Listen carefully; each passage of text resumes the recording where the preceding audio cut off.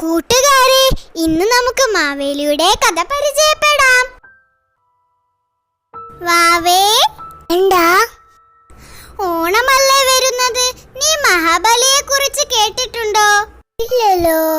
അതാരാ? അതോ ആരാണെന്ന് ഞാൻ പറഞ്ഞു തരാലോ. മഹാവിഷ്ണുവിന്റെ ഭക്തനായ പ്രഹ്ലാദന്റെ പേരക്കുട്ടിയായിരുന്നു മഹാബലി.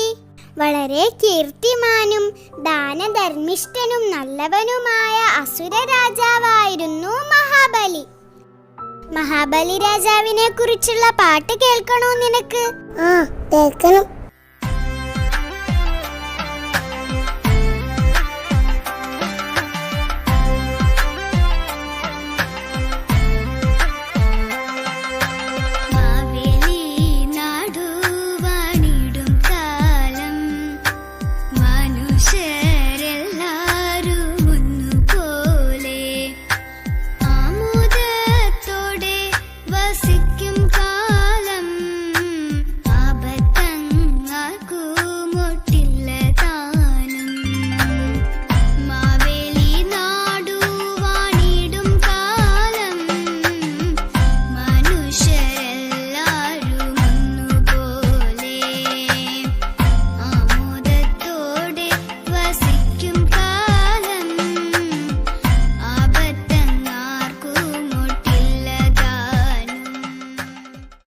അദ്ദേഹത്തിന്റെ ഭരണം കണ്ട് അസൂയ പൂണ്ട ദേവന്മാർ മഹാവിഷ്ണുവിനെ സമീപിച്ചു. എന്നിട്ട് മഹാബലിയെ കുറിച്ച് പരാതി പറഞ്ഞു.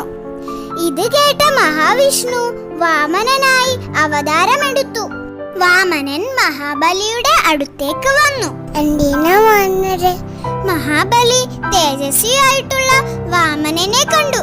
തന്റെ അടുത്തേക്ക് വരാൻ പറഞ്ഞു.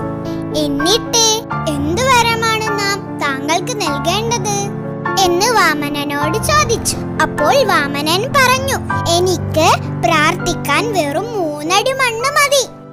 മഹാബലി വളരെ സന്തോഷത്തോടെ അത് സമ്മതിച്ചു. ആരെവിടെ? ഈ വാമനന് 3 അടി മണ്ണ് അളന്നു കൊടുക്കൂ. ഇത് കേട്ട വാമനൻ മഹാബലിയോട് പറഞ്ഞു, വേണ്ട, നാം തന്നെ അളന്നോളാം. അങ്ങനെ മഹാബലി സമ്മതിച്ചു. പെട്ടെന്ന് വാമനൻ മാനത്തോളം വളർന്നു. എല്ലാവരും അമ്പരന്നു പോയി. ആദ്യത്തെ അടി സ്വർഗവും 2ാമത്തെ അടി ഭൂമിയും അളന്നു. 3ാമത്തെ അടിക്ക് സ്ഥലമില്ലാതെ വന്നു. വാമനൻ മഹാബലിയോട് ചോദിച്ചു, 3ാമത്തെ അടി എവിടെ? മഹാബലി സന്തോഷത്തോടെ തന്റെ ശിരസ് വാമനനു മുന്നിൽ താഴ്ത്തിക്കൊടുത്തു. എന്നിട്ട് എന്റെ തലയിൽ ചവിട്ടാൻ പറഞ്ഞു.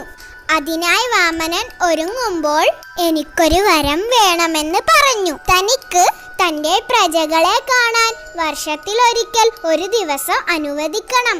ഒടുവിൽ ചിങ്ങമാസത്തിൽ തിരുവോണനാളിൽ പ്രജകളെ സന്ദർശിച്ചോളാൻ അനുമതി നൽകുകയും ചെയ്തു. എന്നിട്ട് മഹാബലിയെ പാതാളത്തിലേക്ക് ചവിട്ടി താഴ്ത്തി. അയ്യോ പാവം. മഹാബലിയെ വരവേൽക്കാനാണ് തിരുവോണത്തിന്റെ അന്ന് പൂക്കളമിട്ട് കാത്തിരിക്കുന്നത്. മാവേലിയുടെ കഥ ഇഷ്ടപ്പെട്ടോ എല്ലാവർക്കും? ഇഷ്ടപ്പെട്ടു. എല്ലാവർക്കും ഞങ്ങളുടെ ഹൃദയം നിറഞ്ഞ ഓണാശംസകൾ.